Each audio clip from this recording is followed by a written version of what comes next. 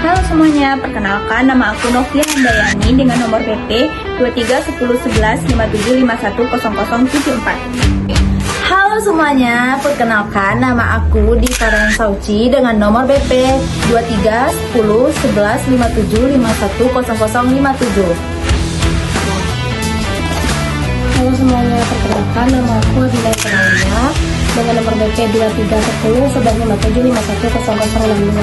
Assalamualaikum warahmatullahi wabarakatuh. Perkenalkan nama saya Putri Hermana Nursyada dengan nomor BP 23101157510031. Assalamualaikum warahmatullahi wabarakatuh. Perkenalkan saya Jingga Ismana dari kelompok 2.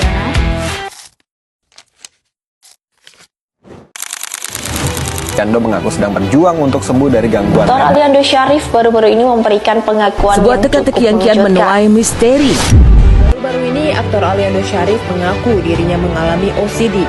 Gangguan mental ini telah membuat karirnya terganggu selama 2 tahun terakhir. Pada video kali ini kami akan membahas salah satu gangguan mental, yaitu Obsessive Compulsive Disorder atau yang biasa kita kenal dengan OCD. Dengan menggunakan studi kasus aktor Indonesia yaitu Aliando Syarif. Menurut DSM-5, gangguan obsesif kompulsif merupakan gangguan yang ditandai dengan munculnya pikiran obsesif yang berulang terus-menerus mengganggu serta menimbulkan kesulitan dan kecemasan pada individu. Gangguan ini terdiri atas 2 komponen utama, yaitu obsesi dan kompulsi. Obsesi merupakan pikiran, ide atau dorongan yang muncul secara berulang di luar kendali seseorang sehingga menimbulkan distres atau kecemasan yang signifikan. Sementara itu, kompulsi adalah perilaku atau tindakan mental yang dilakukan secara berulang sebagai usaha untuk mengurangi kecemasan akibat obsesi tersebut. Selanjutnya, kami akan membahas tentang studi kasus di mana gangguan yang dialami oleh Aliando Syarif. Di sini, Aliando merupakan seorang aktor Indonesia yang mengungkapkan kepada publik bahwa ia mengalami suatu gangguan, yaitu gangguan obsesif kompulsif atau OCD. Kondisi tersebut membuatnya memilih untuk vakum dari dunia hiburan untuk beberapa waktu, untuk fokus kepada proses pengobatan dan juga pemulihan. Menurut materi perkuliahan, obsesi yang paling sering ditemukan pada penderita OCD adalah ketakutan terhadap kontaminasi, ketakutan melakukan tindakan yang tidak diinginkan, atau ketakutan yang terhadap penyakit pikiran lain yang muncul secara berulang. Sedangkan perilaku kompulsif dapat berupa mencuci tangan berulang kali, memeriksa sesuatu secara terus-menerus, serta mengulang doa atau kata tertentu, ataupun mengecek pekerjaan berkali-kali. Semua perilaku tersebut dilakukan bukan karena memberikan kesenangan, tetapi hanya untuk mengurangi rasa cemas. Dalam rumah itu, gue ngerasa tiba-tiba dunia ini muter.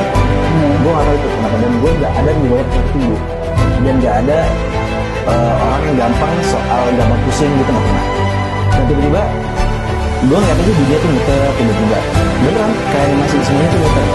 Dan gue pun kaget ini kok tiba-tiba, ini dunia ini muter gitu gue. Jadi abis itu dan gue langsung kena OCD gitu. Dan gue Berdasarkan hasil wawancara yang telah dipublikasikan, Aliando mulai menyadari bahwa dirinya itu mengalami gangguan yang mengganggu aktivitas kesehariannya, hingga akhirnya ia memperoleh diagnosis OCD dari tenaga ahli profesional. Walaupun penyebab pasti OCD yang dialami oleh Aliando tidak dijelaskan secara rinci, kondisi tersebut sesuai dengan teori bahwa OCD tidak muncul karena satu penyebab saja. Gangguan ini dipengaruhi dari berbagai faktor, seperti faktor biologis, psikologis, dan lingkungan. Pada kasus Aliando terlihat bahwa pikiran-pikiran yang muncul secara berulang menimbulkan kecemasan yang sangat besar sehingga mengganggu aktivitas sehari-harinya. Bahkan, kondisi tersebut membuatnya menghentikan semua aktivitas pekerjaannya untuk menjalani terapi. Sekarang saya akan membahas tentang analisis berdasarkan DSM-5.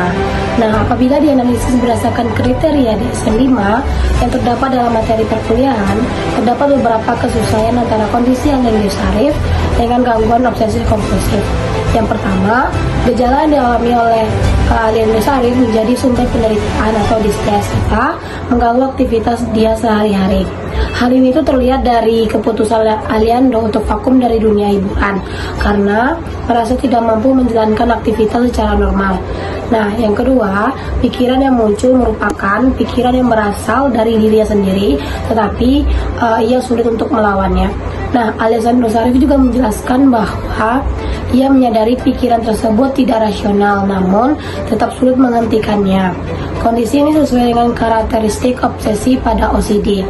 Nah, yang ketiga, perilaku yang dilakukan bukan untuk memperoleh kesenangan, melainkan hanya memberikan rasa lega sementara terhadap kecemasan yang dirasakan. Setelah itu, dorongan tersebut muncul kembali sehingga membentuk siklus obsesi dan kompulsif yang terus berulang-ulang. Selain itu, dalam materi juga dijelaskan bahwa penderita OCD seringkali menunjukkan gejala depresi atau mengalami kondisi psikologis lain yang menyertai. Hal ini menunjukkan bahwa OCD merupakan gangguan yang dapat berdampak luas terhadap kehidupan atau kualitas kehidupan seseorang. Jadi, berdasarkan hasil wawancara, Aliando Syarif menjalani penanganan dengan berkonsultasi kepada psikiater, serta mengikuti terapi, dan mengkonsumsi obat sesuai anjuran tenaga profesional. Selain itu, ia memilih untuk menghentikan sementara aktivitas di dunia hiburannya, agar dapat fokus pada proses pemulihan.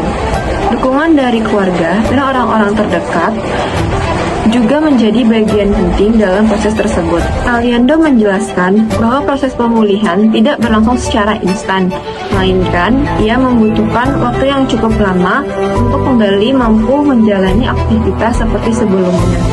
Hal ini menunjukkan bahwa OCD merupakan gangguan yang memerlukan terapi berkelanjutan, serta kepatuhan terhadap pengobatan dan dukungan sosial yang baik. Jadi, berdasarkan hasil analisis yang telah dilakukan, dapat disimpulkan bahwa kasus Aliando Syarif menunjukkan karakteristik yang sesuai dengan gangguan obsesif kompulsif berdasarkan DSM-5, yaitu adanya obsesif dan kompulsif yang menimbulkan distres dan mengganggu fungsi kehidupan sehari-hari.